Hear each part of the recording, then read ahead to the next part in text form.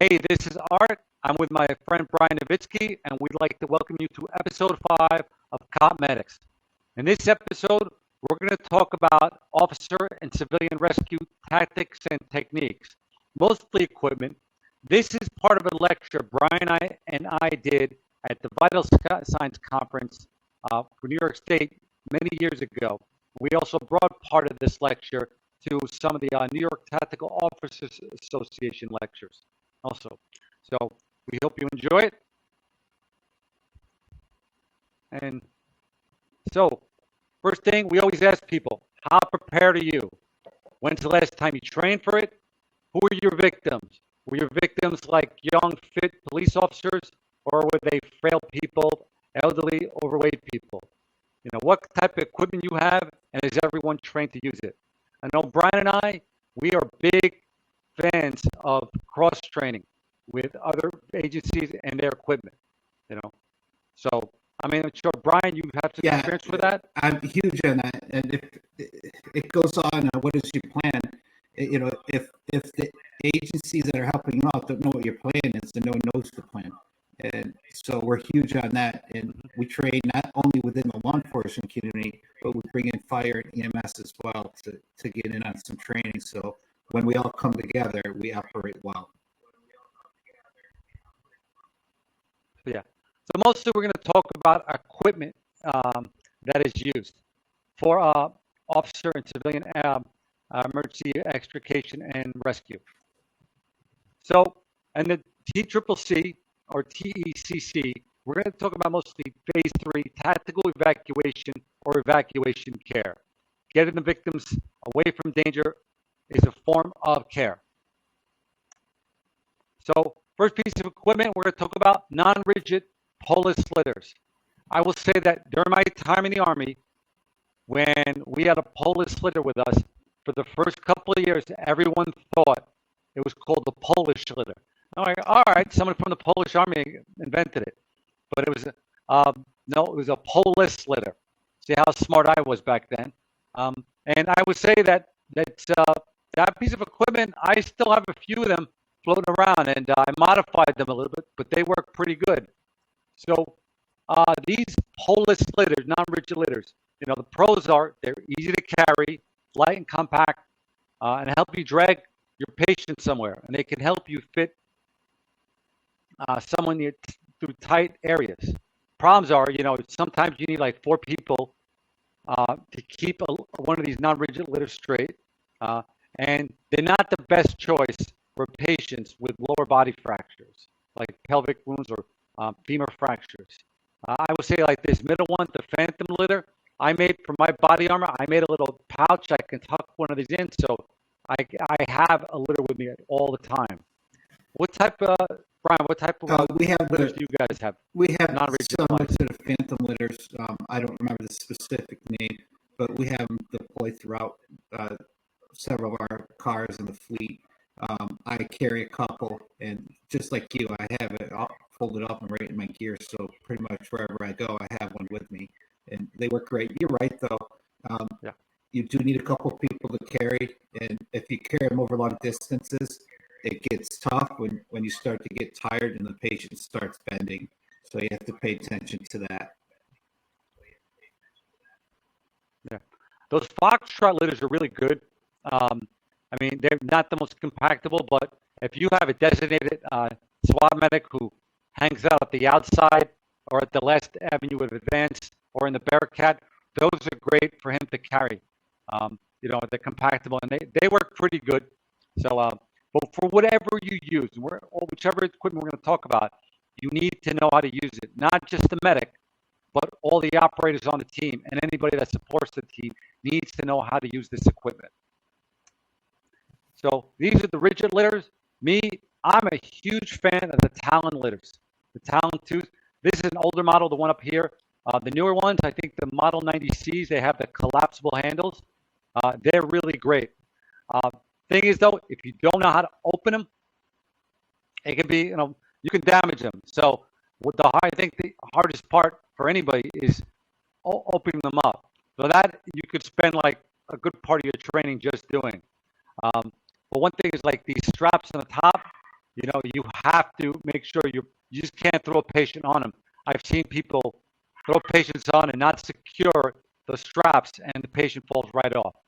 But the towel litter, I think they're easier to carry the patient, or the rigid litters, they're easier to carry the patients on, but they're bulkier.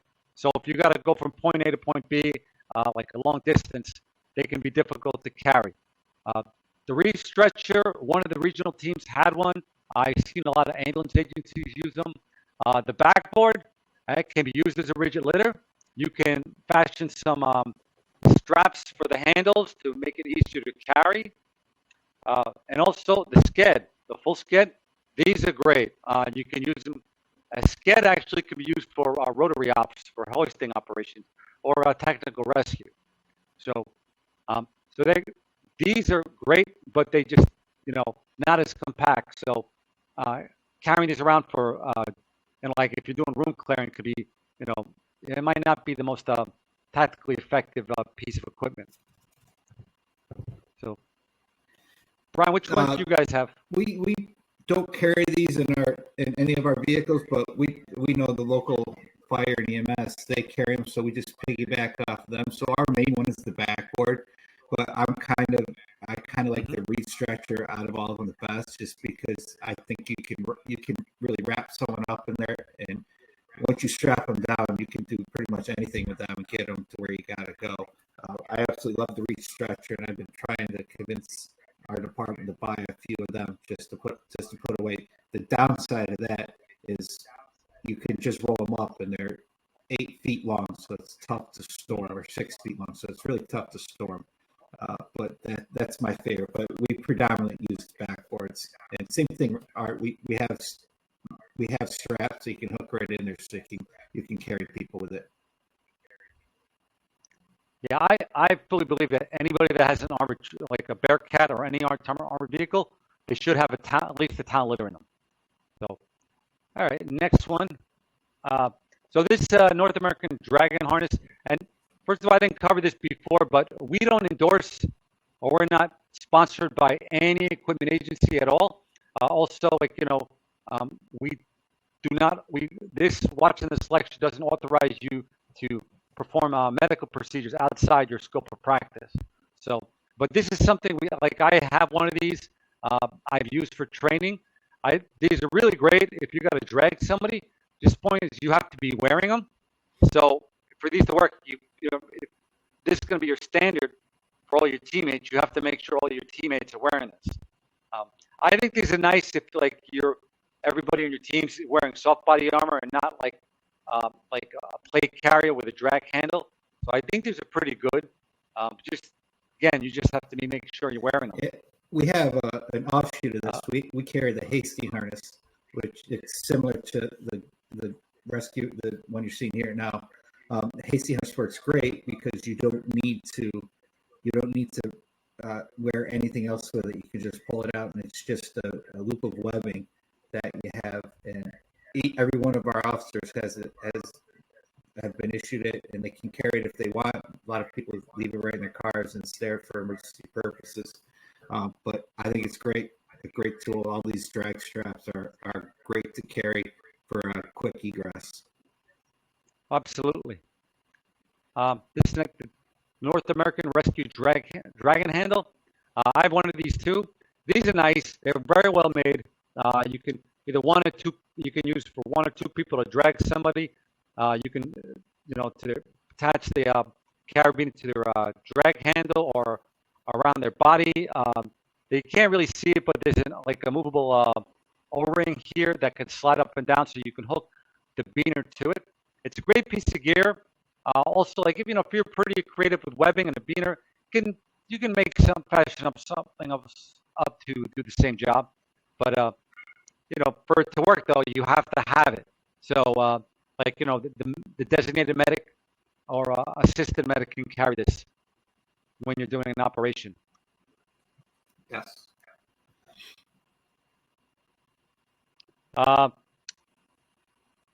30 or 50 feet of tubular nylon. I've carried tubular nylon with me for years, even as a SWAT operator and even now as a firefighter. You could do a million and one things. You could make a hasty harness. You could lower someone down a small embankment. Actually, last time I used this on a tactical operation was the Dannemora manhunt, and I had to go down a little ravine that we had a possible sighting of a subject. So I just attached the beaner around the tree, and I just used it to just like belay myself down to the bottom, and it worked out great. And when I got there, checked out the area, so there was nothing. I used it to climb back up. So like 30, 50 feet of tubular nylon with an extra beaner does wonders.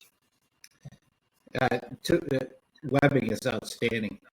We use it quite often to tie off doors when we're moving through a structure and we can't clear something right away. We can tie a door off, so at least another barrier that someone would have to get through. So this is great. And just like you said, you can use it to repel, to do just about anything. If you have to get out of a structure really quickly, then you have your tubular nylon. It gives you another option. Absolutely. So, all right, next. So what I was doing for a while for our body armor, I was attaching 4 feet of webbing and girthing it to our grab handle, so our drag strap. So when if we had to drag somebody, we'd have we don't have to just like lean down and grab the strap. We can be a little bit extended to use our major muscle groups on our legs to drag somebody. So we try to. It wasn't that much. Just about 4 feet of webbing. Attached it with a water knot, and some of them I put a little piece of hose in it for a handle. And I got these old like tourniquet pouches. A friend from Tag Med Solutions gave me a bunch of these, and we attached them on the back of all the body armor. It seemed to work out pretty well when we did some training. So it's your imagination. Yeah, we did this for a little bit, but then we gravitated to the hasty harness. Mm-hmm. Brian, these were yours. You sent them to me a while ago. You want to go over this one? Yeah, these are great. These are just using what you have in whatever structure you're at. And I learned this years ago working in EMS. Just using a blanket or a sheet to move someone, it kind of mimics a soft litter. You're just using what you have. If you have a weak sheet or a thin sheet, you can use a couple of them. You can just put someone in, and you'll be able to get their head up off the ground and drag them. It works great. I can say as a firefighter now, I've used these every week. At least once a week, I'll use definitely a blanket or a sheet or a towel or something to we got a lot of elderly people, fall with injuries, and to lift them up, we use sheets, towels all the time. So I tell you, if you want to become real good at moving people, work with the fire department for a bit. That's what I learned too. Here we're just using again what's available to us. In the picture on the left, we have just a regular chair that we're using as a stair chair, so you can lift people up. They have them sit in it, lift them up in it. The key thing in stair is obviously they have to be conscious to make sure they don't reach out and do anything. And then on the right, it's just another office chair with wheels on it, and just use it as a wheelchair. Just sit them right in it and push them along and get them closer to where you have to go. Use what's around you. I've done now. If we're using a chair or stair chair or regular chair to move somebody, we'll try to stick a sheet or like a mega mover or a non-rigid litter on that. So when we got to transition them from that chair to the litter or to our stretcher, they're already on a device that we could just pick up and put them on, put them onto the next device. So, all right. So ladders, the ones up here, these are tactical ladders that, you can get like these, like a caving ladder, I believe. I've never, the metal one I've used on the top left here, but the one on the right, I honestly have not. But something I found on the internet. Also, we've used like webbing and rope. Like I've done if anybody has seen the old 1970s SWAT TV show, they used it like a hook with a 3 3.25 inch rope that had knots, every foot, so they can do the old Batman climbing up the wall routine with it. And so the rope and the ladder can be used. We use to get in and out of places. On the bottom here, like I didn't have this before on the ladder before we did our lectures, but working as a firefighter now, tell you, knowing how to throw a 24-foot ladder or any ladder is a great skill. I was telling one of the team leaders in my old team, like, hey, that is something you should start teaching the guys now, is in case you got to get out of a second or third, or get into a second or third floor stair or a hall or a room, doing it quick, borrowing a ladder from the fire department, throwing it up. You could do it in seconds and get up the whole team up in a short amount of time. So stretchers and stair chair. And this is where the joint training, I believe, comes in. Not only just so everybody in the fire department or EMS agencies know how to use these devices, but I think if we're going to be doing like responding to active shooters, everybody might be using these devices. So giving the cops some training in the stair chair and the stretcher can be crucial. Because the stair chair, if you don't know what you're doing, it can be a little tricky. We did some joint training a little while back with the stair chair, and once our officers saw it and our operators saw it, they're like, "Oh my God, can we get one?" Because it's a great tool, and like you said, you don't want to learn how to use it on the scene of an incident. No. You got to do some joint training. You got to get this stuff out there and have someone look at it and at least be familiar with it. Because these two devices right here are great to use, especially the stair chair. That thing is very versatile. Oh, absolutely. And we started out years ago where they didn't have the stair chairs with the tracks on the back to slow down, to slow down your descent, or the stair chairs with the battery powered, or the forks that lift the stair chair up. We didn't have that when we started out, so now it's like I feel very fortunate. Yeah, this is great. I love technology. No, this is a game changer. Yeah. So a little different, we talk a little bit about officer rescue sometimes, and we get moving a person from point A to point B, and I show this picture, thinking, for the SWAT operators, how well do you think you can actually shoot dragging somebody like that? So the reason why I show this is, should you concentrate on shooting or should you concentrate on dragging? And I'm not going to dictate anybody's tactics like this, but if you have two people right there, one can concentrate on dragging, the other can concentrate on security. So it's just something to think about. I mean, I know this might look cool in a picture, but if you're going to this is going to be part of your officer rescue procedures, you really need to practice this. You need to do it on live fire, because I tell you, it's hard to do and it's exhausting. Very exhausting. And like your idea, we're not dictating tactics, but we've tried this before and we've come to the conclusion, one person dragging and one person with the cover. Tactical Med Solutions has these educational videos, and they have one on officer rescue, and it shows a slow motion video on this particular skill. I would suggest watching it. It's really good. All right. So carrying techniques, one man carrying techniques. It's like, again, how well can you shoot? So I'm not going to dictate anyone's tactics, but just saying, hey, it's something that's not easy. I mean, like holding somebody up and have good muscle discipline can be very difficult. So you got to think about what is more important: holding in place or getting the person out, or getting a person out of this. So just be careful. I mean, this might look like a cool picture, but if you're going to do something like, if you're going to try something like that, practice it on the range first.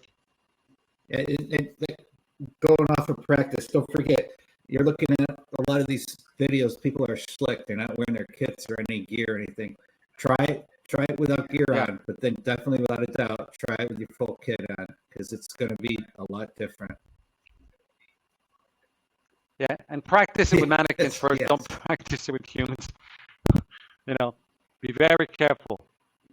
I will say this: when Brian and I have done uh, tactical medic training with teams, and they were doing live fire, we made sure we had separate safety officers for the range, and then we didn't control. We made it control the medical scenarios. We had somebody else control the safety on the range. So we were concentrated on the medical skills, and they were concentrated on range safety. So make sure if you're going to do any live fire medical training, you have the safety personnel in place so nobody gets hurt. So this is something I like to practice. I like teaching people the two-man carry, and I actually still to this day I still use it. When we teach our classes, we teach two versions of the two-man carry, either the side-to-side or the front-to-back. The side-to-side is easier on the patient. You know, you need to have like a large space or your surroundings to carry somebody. We don't have the picture in the back, but you can see that the hands to the front are underneath the knees, and these guys' hands are probably holding onto each other. But in the back, they're grabbing you can't see it, but they're grabbing the patient's belt. Here on the side, the front to back carry, as you can notice, the crucial thing, I believe, is the person in the back, they're grabbing the victim's wrist. And that by grabbing the victim's wrist, helps keep the patient up. So I think that's crucial in it. If you have one arm that's down and it's injured, and you can't, you can grab the other hand, and the other, like the rescue can grab the uninjured hand, and they can grab the victim's belt. What we don't have, I'll try to get into another picture. You can either grab the person in the front on the front to back two-man carry. They can either grab around underneath the ankles, or they could just grab the bottom of the pants with one hand. So they can control both. Like, they have one hand free, and the other hand they can control both pants. So it's something you should practice. Definitely there are pros and cons to both, but still to this day, I use both of these carries. Yeah, the two-man carry is probably, well, it not probably is, but several years back, we timed all these different carries and moves and stuff, and the two-man carry by far is the most efficient and the quickest to move someone, especially the front to back. The front to back is by far my favorite way to move somebody. Absolutely. So I've seen this strap advertised. I have it.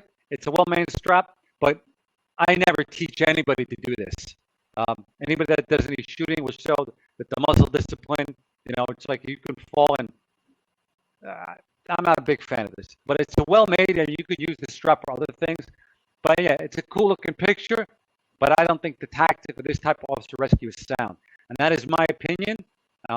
That is something for you, the operators or the medics to figure out for yourself. Yeah, I agree with you on that one, Art. So here, officer rescue from cover. It's just an idea. I'm sorry, this is not the best picture, but it's like if you have somebody down, a down officer somewhere, and your rescuer's behind cover, if they got a rope or a throw line to throw them, the victim can attach himself to it, and you could pull the victim to safety. Yeah, so, apologize, it's not the best picture, but it's a technique. It's another tool in the toolbox. 50 foot of nylon. Yes, exactly. So, these are some of the extrication vehicles we've trained in. This is an old peacekeeper that we actually, I saw one of the departments I used to work with. We were doing this like little SWAT conference, and they showed us that this is what we have. We didn't have a Bearcat, and they said they don't do much with it. So we made a deal with them. Is that, hey, listen, we'll build you a bench to put inside, which you can see on the bottom picture, and we gave them some medical gear.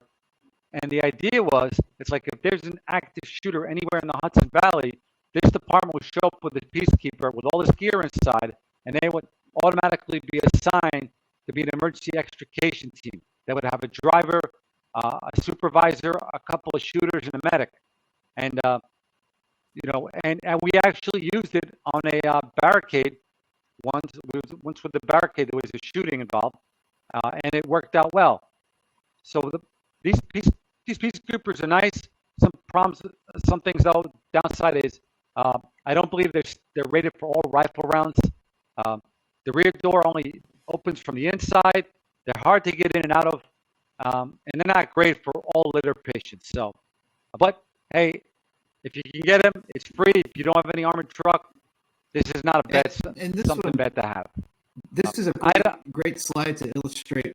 Just use what you have. I mean, and yeah, look what they did with this. If you don't have access to armored vehicles, consider contact your local. I'm sure that at some place there's a bank in your jurisdiction that has some armored card service that responds to their bank for whatever reason. Talk to them. You might be able to use some of their old stuff for something. You never know. If you're tight on money, like a lot of people are, that could be a start. This is a great slide to talk about. Hey, thinking outside the box and developing something that works for you. Yep, absolutely. So, hey, it worked for us. We used it. So, so I know the MRAPs, the mine-resistant armored vehicles, the military had a lot of surplus units they were giving out, and I've seen a lot of departments that take them. Yeah, they are bulletproof. Obviously, they have a lot of power. They're great for floods, and I guess they're kind of free. But I don't think police departments pay what the military actually paid for them. Problem is they ride high up, so you need a door or a ramp to get in them. Some of the doors don't open as quickly, and the image of it from the public is not the best. I mean, but hey, they can be free. They work well. I've seen some departments have them. And do you see these much in New York? I haven't seen them in Florida. We have one, and we maintain it. We keep it, and the idea is that we'll roll it out for rescue efforts, an active shooter or a coordinated terrorist attack, something along those lines. They are very difficult to maintain, but if you can maintain them, they're a great resource. Again, just another tool in your toolbox that you can roll out and use. Absolutely. So, Lenco Bearcat or Medcat, I think the price is about $300,000 now. It's probably up a little bit more. They're great. There's so many. I can't. I mean, the pros to this are more than I can have time to name. They're maneuverable. They're powerful. They're great for urban tactical operations.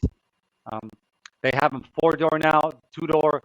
You can have them for firefighting. You can have them for medical operations. These are great, and I've spent lots and lots of time in them. Problem is, you can run out of room. I think the most we ever had and it was pretty cramped, was 13 operators, and that was really cramped. So if you start putting all your gear, your technology, your medical gear, extra ammo, you're less lethal, you're going to run out of room quickly. So, but definitely these days, those SWAT teams should have access. They don't have one, they should have access to one. They're a game changer. Absolutely, 100%. They changed our operations quite a bit.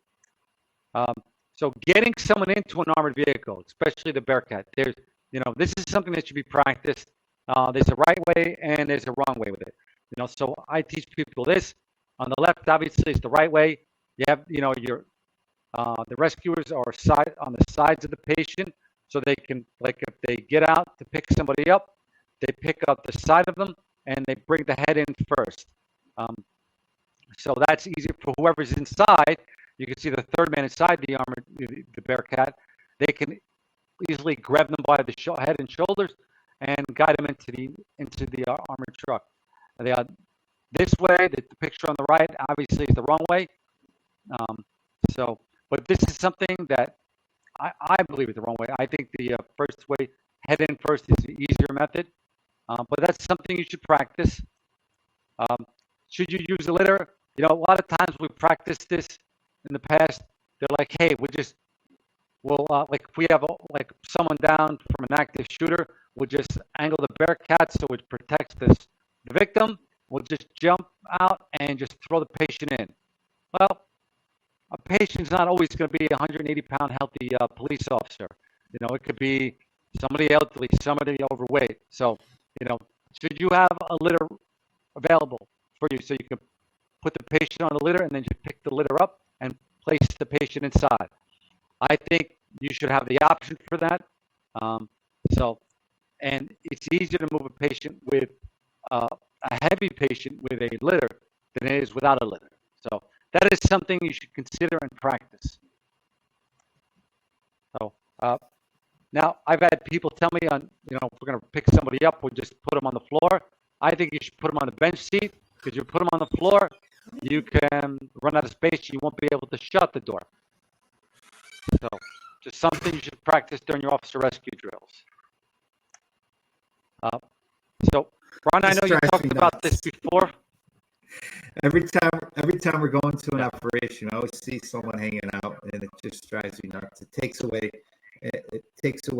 the purpose of having an armored vehicle. Not only that, you hit a bump, and it's going to hurt if you fall off. But this drives me nuts. But just make sure that you're using your tools appropriately. I get it. Sometimes you want to dismount quickly, but consider the reason why you're rolling up with an armored vehicle. Absolutely. And think about it. If you're going to do an officer rescue, you have a couple of people down. And I know every officer is going to want to go and be part of the rescue team, but, are you going to have room to put all your patients in? What equipment is currently inside the Bearcat or the armored vehicle that is not needed that you could take out? Let's say you have multiple people to pick up. Now, how many officers do you actually need to get it done? I know, you might have like a 10-man team. They all want to go, but you're going to have room for the injured personnel. So it's something to consider when you're doing these officer rescue operations. So setting up your armored vehicle, this was my old setup before. So this way, if they needed it, you could just quickly pull it out. I was a big fan of setting your gear up that if you cram a bunch of people inside, that the gear was still easily accessible. If you put any gear underneath the bench seat, and you cram a bunch of guys in there, you're not going to be able to access it so easy. So just set your vehicles up with med gear so it's easily accessible. Yeah, we just have one bag that sits between the seats that's very, very accessible. Mm-hmm. Yeah. So other considerations when evacuating injured. The picture on the right here, that's from that's a Nairobi mall shooting. And there's a documentary on, I believe it's on HBO, about the mall shooting. It's really good. You should watch it. So things to think about when you're evacuating people. First, can you hold them in place? There's a victim you have that's injured. Is their wounds, are they stabilized? They have a tourniquet in place. The bleeding control, is their airway good? Can you hold them in place? You got to evacuate them right away. How many injured do you have?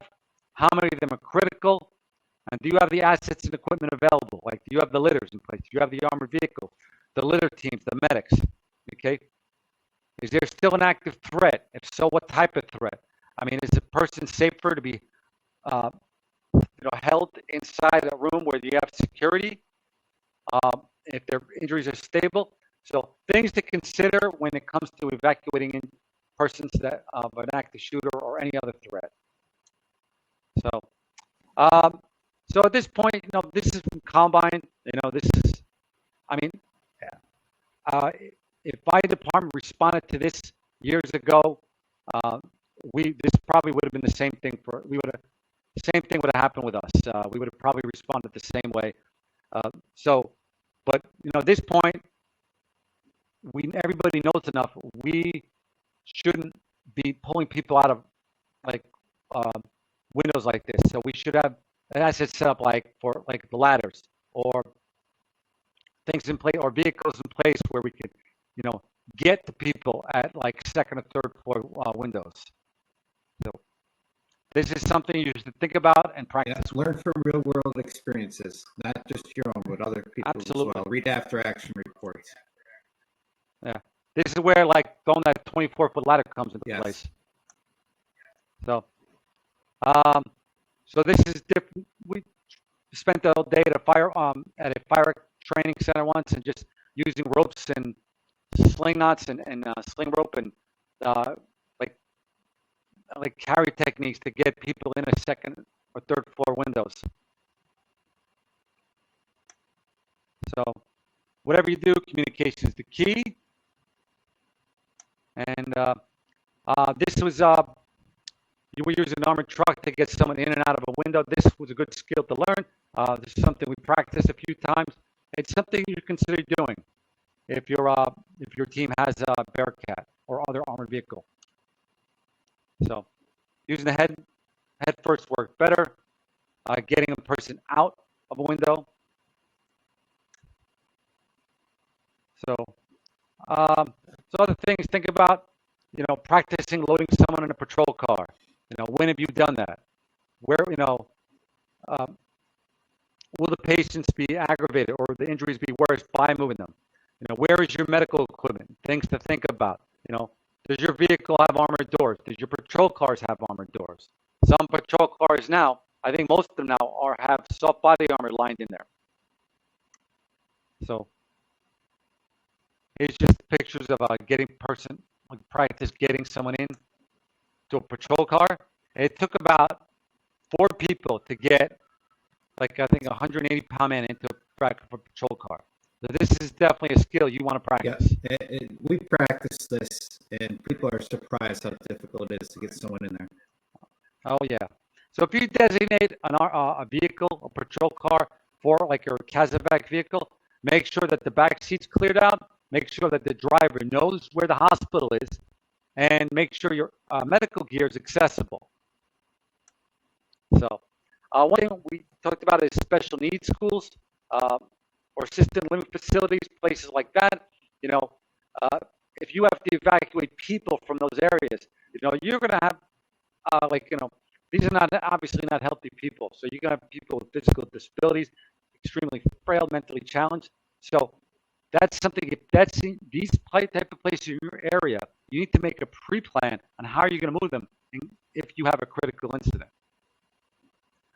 When I went to a school in the Hudson Valley, a special needs school, and I let the staff know that what I was trying to get accomplished, and they were more than willing to help.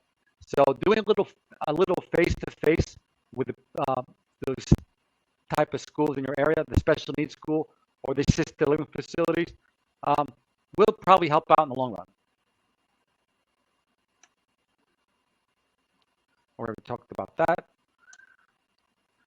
This is the last slide. So a lot of the drills Brian and I have done, and the mass casualty drills, where it's like transferring a person from a patient from a town litter to a backboard. Because if you're going to be, the town litter is great if you're going to be moving patients from inside an active area. But when you want to get them to an evac vehicle, you don't want to throw that town litter inside the evac vehicle because you'll lose it. So we talked about transferring people from a town litter to a backboard. And remember the drills we done when we told them, if you put the town litter into the ambulance or the armored truck, when they're being evacuated, you don't get to use it for the rest of the day. I remember that. And that's good. I mean, that's a good point to make, is you want to keep your equipment with you as much as you can. Sometimes you're going to lose it. Sometimes it's going to be gone for a little bit and it'll come back. But yeah, when you every opportunity you get to keep something like a town litter in a tactical environment, then you most definitely want to do so.